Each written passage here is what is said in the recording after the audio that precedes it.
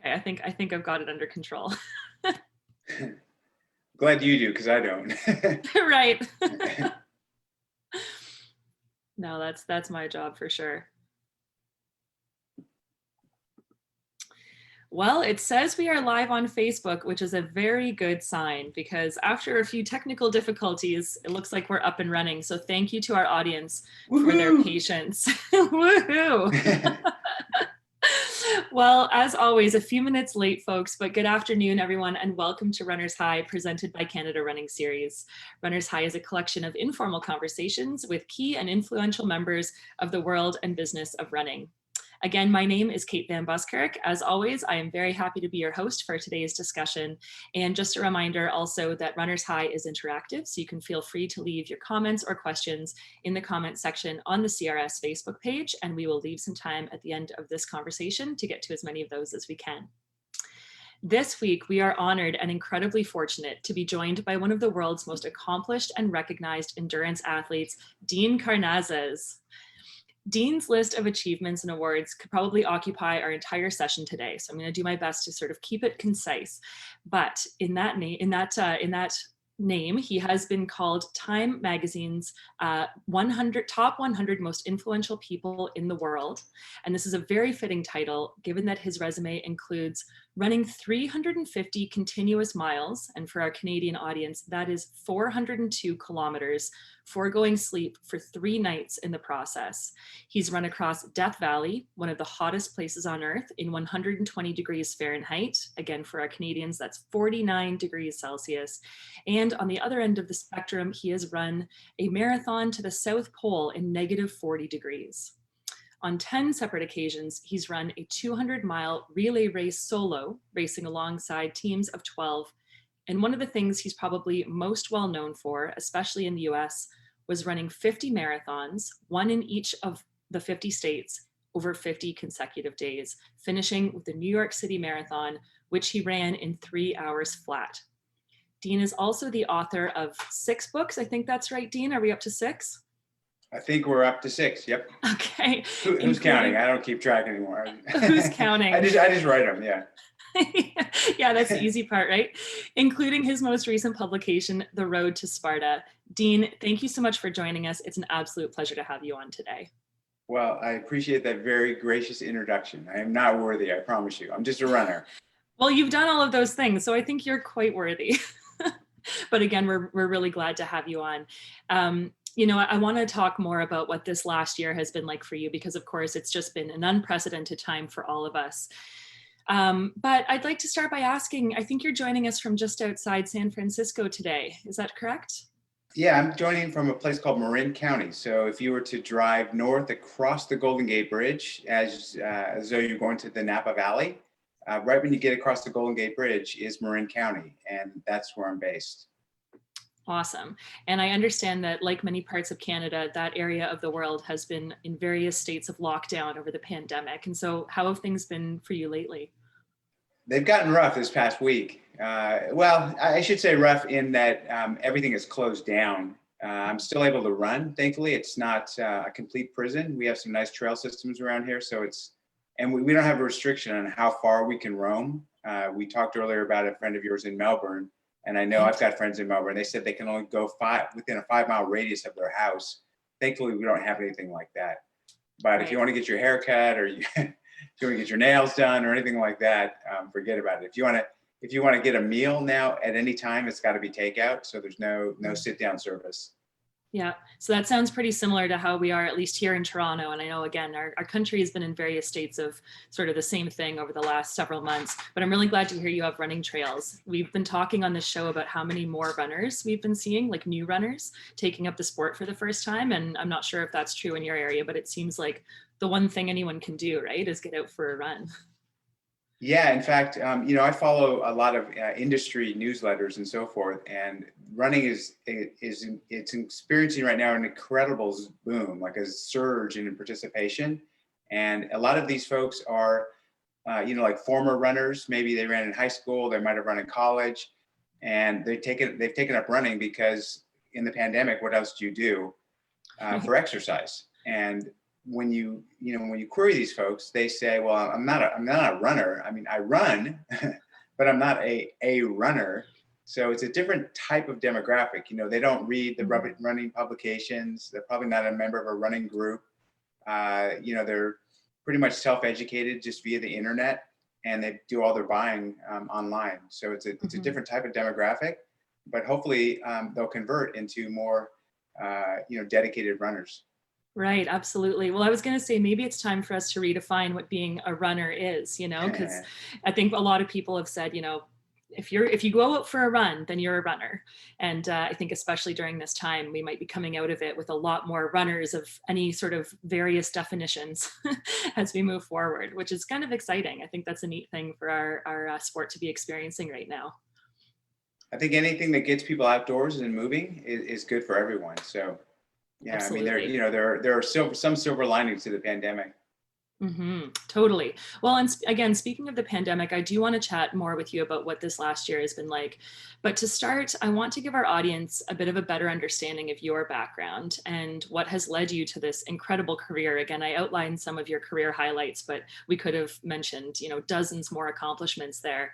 So maybe going back sort of to the beginning, you had mentioned sort of high school and college athletes.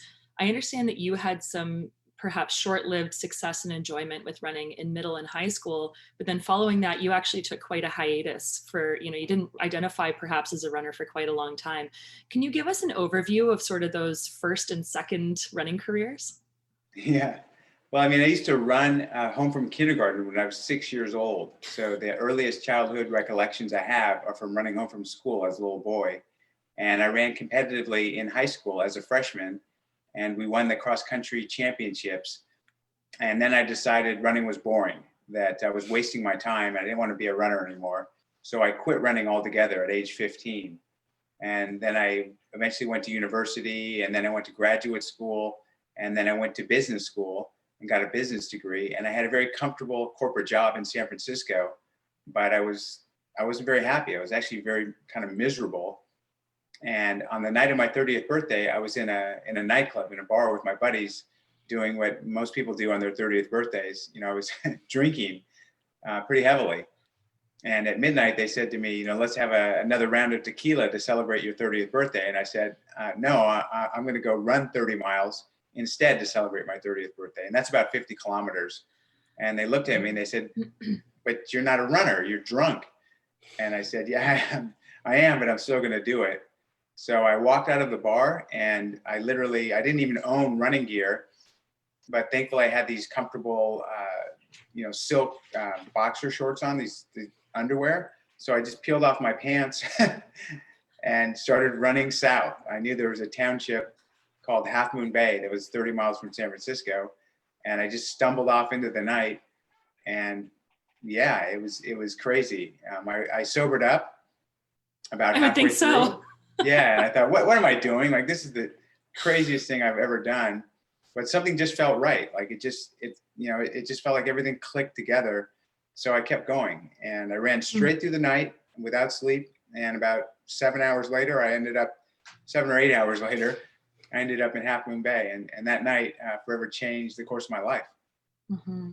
That is, I mean, it's an almost unbelievable story for folks. And for anyone who hasn't read Dean's first book, Ultra Marathon Man, it is a must read or listen. We were kind of talking about COVID reads and how everyone is hopefully being able to enjoy media in a different way right now. And it's anyone looking for some inspiration should absolutely read that book and all of other Dean's publications. But you outline and some humor too, right? And some humor. Well, I was going to say, you recount that story.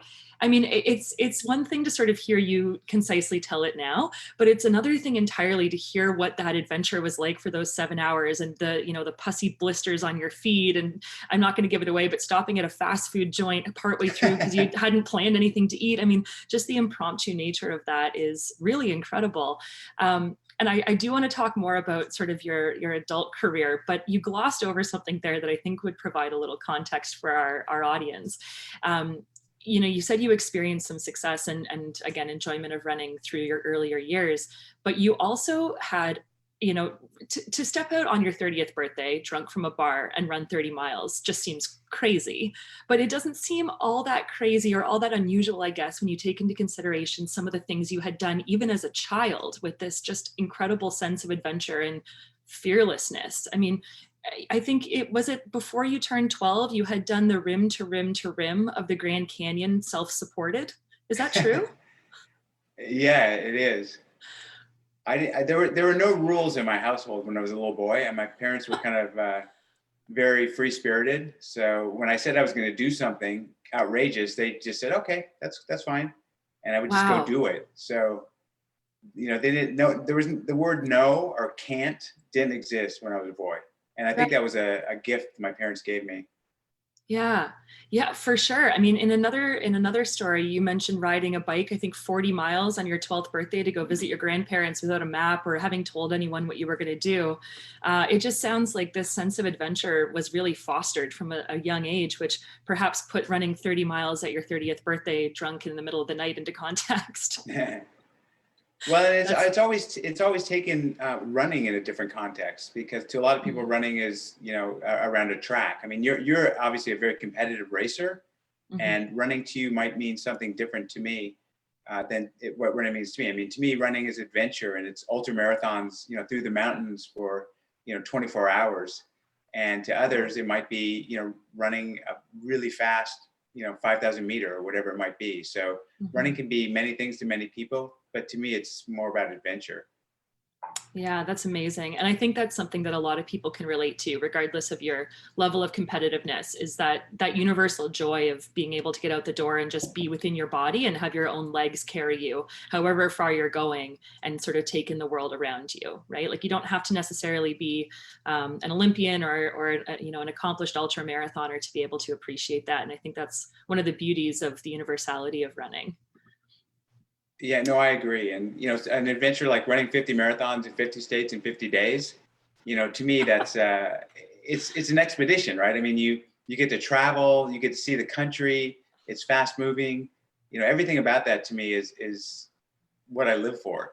So Wow. those kind of adventures, really speak to me. Of course, I love running traditional marathons as well, but I also like these kind of self-contrived, adventure kind of races.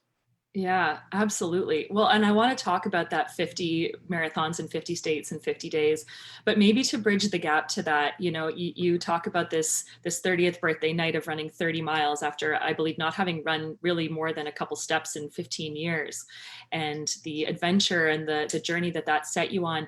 What came next for you? How did you discover the world of ultra marathoning from there, and sort of what did that progress look like? Well, I very naively thought maybe my 30-mile run was the furthest any human has ever run because I knew a marathon was 26.2 miles. Mhm. And I thought, wow, I'm big stuff. And then I got passed by these two runners going up this hill, and I wasn't used to getting passed, but these guys were like from another dimension. They were so fit, and they just blew by me and got over the crest of the hill and disappeared. And I thought, wow, that's a whole nother species out there. But when I got up to the top of the hill, they had stopped and were doing push-ups. And I said to them, are you guys training for something? And they weren't very talkative, but eventually I got out of the guy, yeah, we're training for a 50-mile race. And I scratched the side of my head. I said, well, hold it. Did you say 50 miles? Like, how many days does that take? And where are the campgrounds or the hotels that you stay at? And he said, no, no. He said, the gun goes off and you start running and you stop when you reach the finish line. And then they just got up and blasted off. And believe me, it set circuitry in my mind going crazy, like 50 miles. I, it's not possible. I got to try it. So I signed up for this 50-mile race, and it almost killed me, Kate. I mean, it was so brutal, but I somehow made it. And I'll never forget, I was in the finisher's tent, wrapped in a Mylar blanket, shivering, cramping. And I saw those same two guys, and they had run the race as well. And they said, they were high-fiving each other, saying, we qualified, we qualified. And I thought, what'd you qualify for? The insane asylum? And they said, no, we qualified for the Western States 100-mile endurance run. Mhm. And I said, hold it, did you say 100 miles? Like, what, 50 miles almost killed me, like 100 Right. miles would put me to my grave. And he said, no, it's a 100-mile foot race. It's through the Sierra Nevada. You cross rivers, you scale mountains, there's Hmm. snow. And it just sounded so fantastical to me. And the final thing they said as they were leaving the tent is they said, buddy, you qualified too. And when they said that, I thought, now I got to do it. I You didn't seem know like there a guy wasn't, who doesn't say no to a lot of challenges. yeah, no, I was like, if I qualified, I got to do it. And that's how I learned about Wow. the Western States 100-mile endurance run, which was my Wow. first 100-mile run. Right. And of course, one of sort of the most notorious and prestigious ultra distance runs in the world, and one I have dreams of tackling someday, although I'm not sure how realistic those dreams are. We'll see after I'm done my track career what the endurance world will look like. But that's Well, an you're on the amazing. record now. Remember, this is being recorded. That's true. You I know. just I got heard to be it. really careful what I say out loud. Yeah. Anyway, so you discover this world of ultra running, and you sort of, it sounds like your whole world was redefined in terms of someone can run further than a marathon. Now they can run 50 miles. Now they can run 100 miles, and you do all of these things. But at some point, it seems like you decide that you're like, whatever is out there in an official race capacity isn't enough. It's not doing it for you anymore. And now you're setting these incredible goals that just seem mind blowing beyond that. I mean, we talked about this 350-mile continuous run. We talked about running 50 marathons for 50 consecutive days.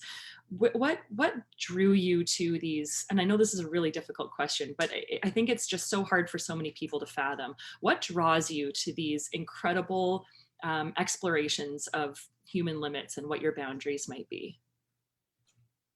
Well, I mean, I think it's a curiosity, and I think you hit on it. It's the exploration of the unknown. So, so much of my life has been exploring the limits of human endurance and then exploring, this planet of ours. And I think it's that curiosity and that kind of looking at everything through a child's eye and trying to keep it all fresh and just saying, what's next? What sounds like a really cool adventure? Let's try that. So to me, it's always about coming up with something new, something different, something unusual, and something really exciting. And that's what keeps me going. That's amazing. So I'd love to ask you more about that 50-50-50. I believe this was back in 2006. Is that right, Dean, that you accomplished this? 2006, that's correct. Yeah. Yeah. So maybe you could tell us a bit more about sort of the beginning of this challenge. How did this idea come to you? And then what went into sort of the planning and preparation to be able to accomplish a feat like this? And I'd love if you could maybe touch on both like the logistical preparations, but also the training that would go into that kind of an accomplishment. Yeah, well, I was at the Boston Marathon Expo, and I gave a talk, and then the next speaker came up and he gave a talk, and his talk was about the 50-state club. And it was amazing. I had no idea that every state in the US Union had a marathon. And he talked about doing a marathon in every state, which I thought was amazing and fantastic. And then at the very end, he said, it took me 8.5 years to accomplish this. And I thought, I'm not gonna be alive in 8.5 years. I can't do anything that takes 8.5 years. So I thought, what's the quickest you could do this? And I thought 50 days. And, it was just a thought. I didn't, how do you know something like this is even possible? Physically, you don't unless you try it. So I set about trying to plan a route. And I quickly realized it was too complicated for me to do. So I contacted the agency that coordinates the Olympic torch run across the US and had them do all the logistics and planning for the event. And once the route, was known and it was seeming possible, I thought, I got to try. And that was kind of the genesis of how it all came about. As far as training, I was doing a lot of, it sounds crazy, but I was doing a lot of 100-mile trail races as training runs. So I wrote a book called 50-50, which is about the 50 marathon endeavor. And there's a whole list that I recently reread about the races I did in preparation. And I think there were maybe 800 milers. I did this race, the Badwater Ultra Marathon, which is 135 miles. And I was doing these basically as training runs. And I also did a lot of upper body strengthening because I thought, you're going to lose a lot of muscle mass over the course of 50 days. So really condition your body so that you don't wither away into nothingness. And that's how I train. Wow. And what would the recovery look like? And I mean, maybe recovery is a relative term because by all accounts, it seems like you would be in this perpetual state of probably never recovering. I mean, I think about inflammation. I think about, I've never run a marathon, but I of all my friends who have, and any of our audience members who know what it's like to accomplish that, to be able to come out of that and then do another one and then do another one. And I imagine there's travel involved. And I mean, you weren't, as I mentioned, you ended with New York City running 3 hours flat. It's not like you weren't walking. So how did you feel on a day-to-day basis? What did that recovery look like? There wasn't a lot of recovery. I mean, I was basically just 50 days of just waiting to recover that 51st day. Because I mean, there were days where I got out of bed and I couldn't even I couldn't even step on the ground. My legs were so sore. And I thought, how am I going to run a marathon today? And this is marathon 19. How are you going to run 31 more marathons? And somehow I just kind of put one foot in front of the other and just kept at it. And after 50 days, I made it. I know a lot of people listening to this have run one marathon and said, I can't get up and down the stairs after one marathon. And that's how I felt as well before. So it was really intimidating thinking, how am I going to repeat this act for 50 days? But I just kept at it and took it, not even one day at a time, but one step at a time. And eventually my body grew stronger. And like you said, the 50th marathon was 3 hours flat at New York, which is, it's pretty decent. New York, if you've ever run New York City, well, you haven't, but if anyone in the audience has, it's not an easy marathon. It's actually kind of a tough marathon. Right. Yeah. I would imagine, especially as you're 50, that's incredible. You talked about just taking it one step and one moment at a time. And I think that would probably resonate with a lot of people, that you would just need to, because it seems impossible sometimes. I think that's true of many of our goals. Even myself, and this is small potatoes compared to you, but when I'm out for my 16-mile long runs, if I think about all 16 miles at the beginning, it feels a bit overwhelming. And so I just take it one step, 1 mile at a time. To be able to do that for 50 straight days, though, I would imagine would require some mental training as well. What do you do a lot of visualization? What sort of mental work do you do to sort of keep yourself positive and in the moment? To me, the mental work I do is the preparation, because I think there's a moment when you hit the wall and you turn it inward and you say, did I skimp or did I pay my dues? You can't lie to yourself. So you reach that, kind of come to Jesus moment where you're thinking, I can't keep going on. And when you do that, you look and you say, I should have done that long run on that Sunday. And I had pizza and a beer and I watched the football game. Or you say, damn it, I got up every morning. I did my work. I paid my dues. I can do this. So to me, the mental game is before the race even starts. It's in the training and preparation. Yeah, that's fantastic advice. I think that's a really important point. And one of the things that I've heard or read you talk about is that even going back to your high school days, you self-identified as never being the fastest naturally or necessarily the most talented, but you just relied so heavily on your passion and your work ethic. And you recount this story of I think when you were a grade 9 freshman, winning this high school cross country race that you didn't think you had any business winning, but you prevailed because of that work ethic. And I think it makes sense that so much of how we feel in a race is based on what we do going into it. And I think, Kate, that's not just physically, but mentally, more so mentally. You physically, everyone trains pretty hard, but mentally knowing I trained harder than anyone. Like I paid my dues. I did not skimp ever. I think mentally that really pays big dividends. Mm-hmm. Absolutely. Yeah. So speaking of being in the moment while you were out doing these 50 marathons, were there any moments that really stood out for you as being, really profound memories or moments of joy? Like what were some of the highlights? It's funny. If you can remember them. No, I mean, people say, can you remember any of them? And I remember every single marathon with crystal clarity. I mean, wow. For some reason, it's imprinted on my mind. But every single marathon had its own unique nuances and everyone was special. there were other runners that were joining me along the way. And it almost became like a Forrest Gump moment. By my 49th marathon, I had 250 people running with me. It was Wow. fantastic. So a lot of the stories I heard from others were really inspirational. I also had my family along with me. So, sharing the moments with my kids and my mom and dad, that was really meaningful to me. But the whole thing was just, it was unbelievable. And it was a whirlwind, but I remember every single marathon. Wow.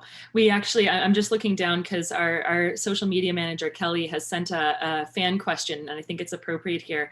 What were the toughest and the easiest of all 50 marathons? Well, I think it's kind of an oxymoron to say there's an easy marathon. Sure. Maybe the toughest and the least tough. Yeah. Can we phrase it that way? Yeah, I think the toughest would have to be in Phoenix, Arizona, because I had taken an all-night flight. I'd run in Hawaii the day prior. So I got on a red eye. I didn't sleep at all. And I got to Phoenix and it was 105 degrees. So it was really hot. And I was operating on zero sleep and, no recovery because I was sitting in an airplane. And I don't know about you, but I can't fly. I mean, I can't sleep on airplanes. No, so I would say Phoenix was probably the toughest.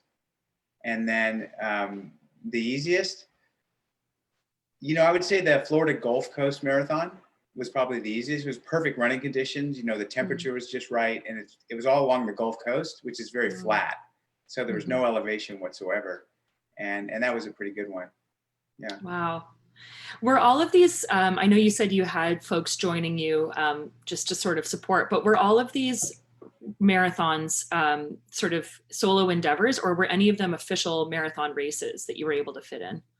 Yeah, so 8 of them were the actual official marathons. So I ran the Chicago Marathon, with 35,000 other runners.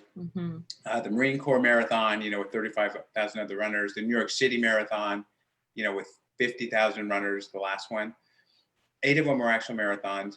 And then 42 were recreated marathons, where we'd contact the race director for the most prominent marathon in that state and say, when we're in your state on this random Tuesday, will you set up your official starting line, let us follow your sanctioned and certified course, and finish at your official finish line, so that we had a record of actually completing an official marathon.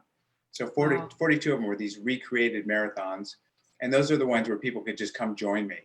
Right. And those were my favorite, actually. Those were more meaningful than the actual organized marathon on marathon day, just because it was such an eclectic group of folks that would just convene, at the starting line, and we'd all get to know each other. It was really great. Yeah, it was really a lot of camaraderie, and I have friends that I've met that I still stay in touch with. Many friends from that endeavor. Yeah. Very cool. I was going to ask you about that. I was curious whether the sanctioned, certified, big, thousands of people, whether those races were the inspiration that got you through the other ones. But it sounds like it was almost kind of the other way around, understanding that you had all these folks just jumping in with you. That's so neat. That speaks so much about the running community. I agree. And even at the big marathons, I was surrounded by people because people were really fascinated with what I was doing. So even like running Chicago, with 35,000 other people, I had this posse of people running with me the whole time. Very cool. Oh, that's so neat. So outside of this 50-50-50 challenge, again, I know that your resume is just, longer than we could possibly get to, but what other, of all the other sort of feats that you've done, do you have any other favorite memories or favorite challenges that you've taken on? Yeah, well, I mean, how long is this interview? How long is this interview? Yeah. Maybe you could highlight 2 or 3 of your, the things that stand out most for you. Well, I'll tell you one that I think is really meaningful because it kind of relates to Canada. One of my earliest inspirations and to this date, my number one running hero is a gentleman by the name of Terry Fox. So I don't know if you know, I hope you know who Terry Fox is, Kate. He's a Canadian hero. In fact, we have the Terry Fox run every year. Yes. And I believe that the run just celebrated its 40th anniversary this year. So everyone listening will know Terry Fox for sure. Yeah. And I've done these runs all around the world. Last one I did, I think was in Australia, the last Terry Fox run. Oh, awesome. Yeah.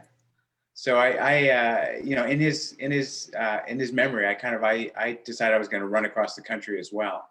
So I ran from Los Angeles to New York City, and Wow. As I'm running, after about 65 days, I'm coming into Washington, D.C., our capital, our nation's capital. And I get a call from someone, and she says, there's someone at the White House that wants to meet you. Would you mind, stopping by? Would you mind? Yeah, I'm like, you're kidding, right? I thought it was a prank phone call at first. Right. And then I said, okay, sure. Who is this person? And she said, well, her name is Michelle. And I'm thinking, Michelle, a sous chef in the kitchen or something, Yeah. or one of the gardeners is Michelle. And so I'm like, Michelle, like, does Michelle have a last name? And she says, well, her last name's Obama. Like, do you know who Michelle Obama is? And I said, yeah, I've been running across the country for 65 days, but I still know who Michelle Obama is. So I was literally running down Pennsylvania Avenue, which is the street in front of the White House. There's thousands of people, tourists looking at the White House. As I run by, the gates of the White House open, and this armed guard looks at me and he says, Karno, over here, go through here. And I literally ran into the White House compound. And then there's someone standing at the door of the White House, and she says, yeah, come right down here, right down this hallway. So I run into the White House. I'm literally running.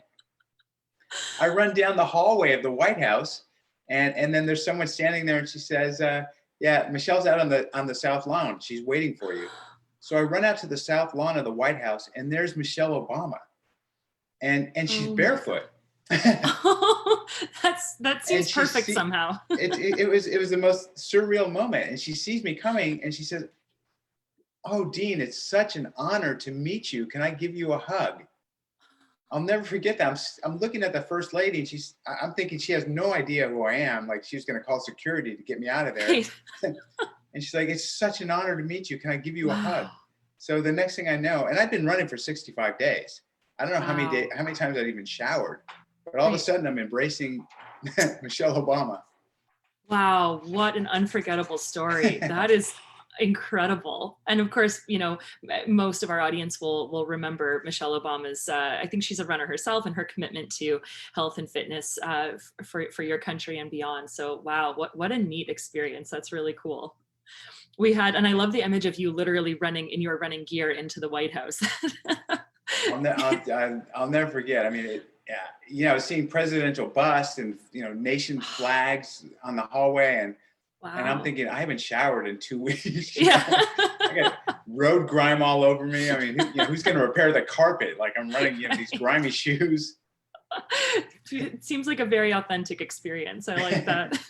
We had another audience question asking if you had any plans of doing something similar in another country, perhaps Canada. Of course, we have far fewer provinces than you have states, but we have a pretty big country, as I'm sure you know. And another fun little fact is that our Prime Minister, Justin Trudeau, is also a runner himself. So you might have some support there as well. But do you have any other goals of doing something similar to this in another country? Well, yeah, I mean, I was planning on running a marathon in every country of the world in 1 year.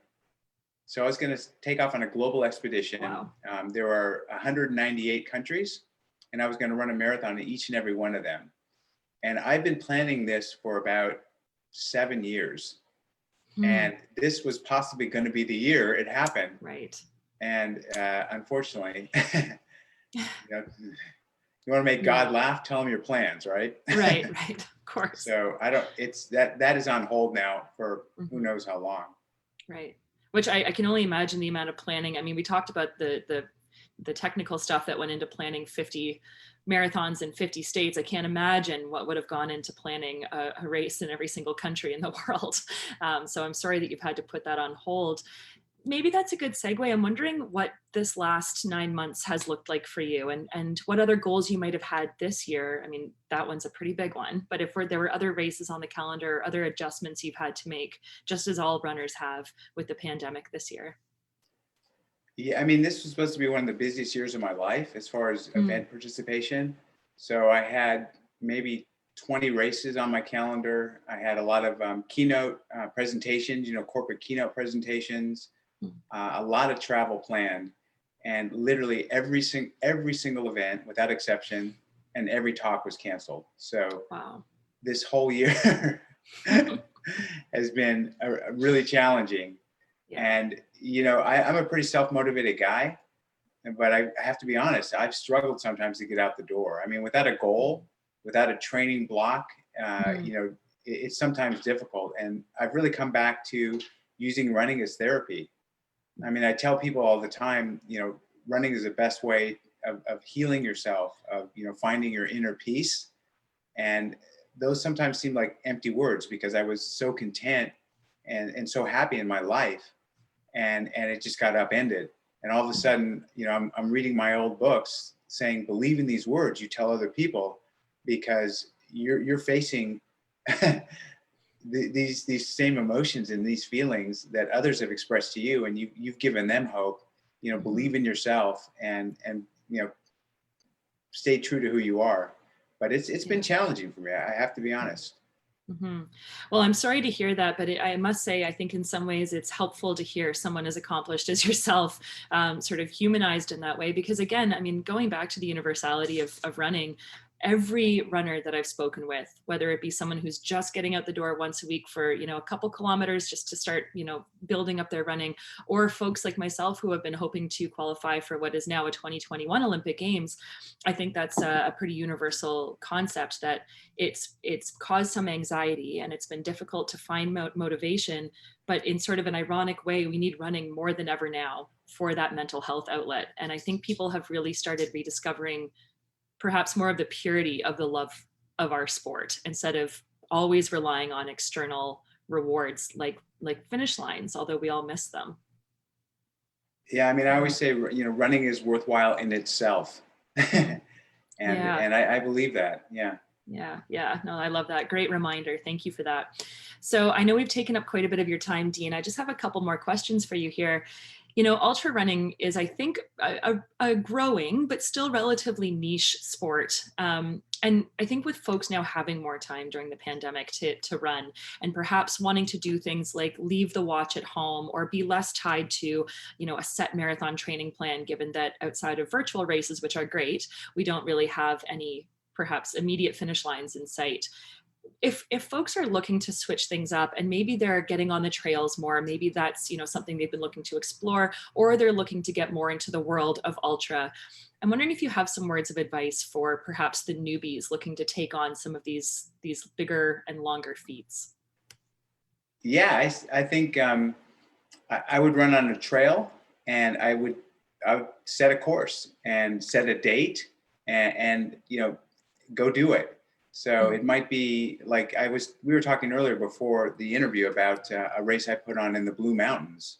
Right. There's a trail network up there that stretches for, you know, tens, hundreds of kilometers basically. Hmm. So, you can use a program like All Trails and find a route and then go run it. Maybe take a friend, when someone in your bubble, and go Hmm. do it together. Take a backpack filled with food and maybe a flat, a headlamp if you need that, if you're going to run into the night, and go Hmm. do a 60 or 70 or 80, maybe even 100-kilometer run, just a fun run, just to do it for the sense of adventure.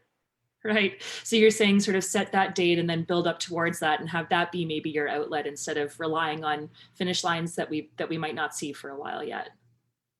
Yeah, that's what I recommend. Yeah. Yeah, yeah, great advice. I think that perhaps folks are a little intimidated. And I know this has been something that's been intimidating for me thinking about the world of ultra because of the amount of time on your feet and the perhaps pain and all the other discomforts that would come along with that. Again, not to freak anyone out, but going back to your recounting of your first experience with Western States qualifying in that 50 miler, you have a pretty descriptive outline of what happened to you right after that race sitting in your vehicle. And I won't give it away again, but anyone who wants to read Ultra Marathon Man, go back and read one of the first few chapters of Dean's book where he's just completed his first 50 miler. And hopefully it doesn't deter anyone from wanting to experience these longer events. But you've also, one of the quotes of yours that I love is that pain and suffering are often the catalysts for life's most profound lessons. Can you talk about that relationship with pain and finding some beauty and joy in that? Yeah, I think, in the Western world, we are so adverse to pain. We Mm. fear pain, and we think pain is the enemy, and we do everything we can to avoid pain. I mean, if you watch television, half the ads are from pharmaceutical companies for their drugs that no more pain kind of thing. Where I think runners, myself being one, we embrace pain. We welcome the pain. We say, pain is a challenge to overcome, just like any other challenge. And I think we're more, most alive when we're struggling and in pain. I think that moments of contentment, moments of, ease are not those moments that stick with us. I think when we reflect back on our lives, it's those profound moments of deep pain and suffering that we've overcome that bring the warmest memories. I think those are the reminiscence that really are deep and meaningful versus, the easy times. Right. Beautifully said. And that sort of begins to answer this last question. I think you've especially built a career around overcoming obstacles and pushing your limits and sort of prevailing despite all of these things. And of course, with COVID-19, the whole running community has been hit really hard by this in sort of separate but similar ways. I'm wondering if you have any final words for our audience about being able to deal with the adversity that we're all in right now and coming out of this pandemic the best way we can. Yeah, I mean, I think that we're all in this together. So don't forget the sense of community. We're talking, you're in Toronto, I'm outside of San Francisco, but we're facing the same reality and the same hardships. We're very isolated these days, and it's sometimes easy to think, man, I'm so much worse off than my neighbor. But the reality is everyone's suffering, myself included. So don't lose sight of that. And the other thing is that, we will get through this. It's hard to, project how we're going to get through this and when we're going to get through this, but this will be behind us one day, and we will look back and say, wow, you remember that pandemic, how challenging that was? And hopefully we'll be able to look back on it and say, that was a really tough period of my life, but, running saved me. Absolutely. Beautiful words of advice. And I'm just checking our final notices here. It doesn't look like we have any more questions at the moment. Dean, we want to thank you so much for joining us today and sharing your story and your career and your words of wisdom with us. It's been a real pleasure chatting with you. Thank you for that. Thanks for having me on. And I wish you and the whole group the very best. I look forward to the day I can come up to Toronto and we can share some footsteps together. Well, we're all looking forward to that as well. And in the meantime, of course, if anyone's looking for last minute holiday gifts, you do have, as I mentioned, 6 books out and they're fantastic. Where can folks learn more about you and purchase those books? I think there's this thing called Google. Well, yes, that too. I never know, people say, well, so they go to your website or Instagram or Twitter or whatever, if you just Google my name, you can find me. Yeah. Awesome. Well, again, you can follow Dean on Twitter at Dean Karnazes. You can follow him on Instagram at Ultramarathon. You can learn more about him at his website, as he mentioned, ultramarathonman.com, where you can find books and learn more about this sporting hero of ours. Dean, thank you again so much. We wish you the best of luck with your 2021 training and goals. Thank you, Kate. Same to you. Good luck with the Olympics. I'll be watching. Thanks very much. Take care, everyone.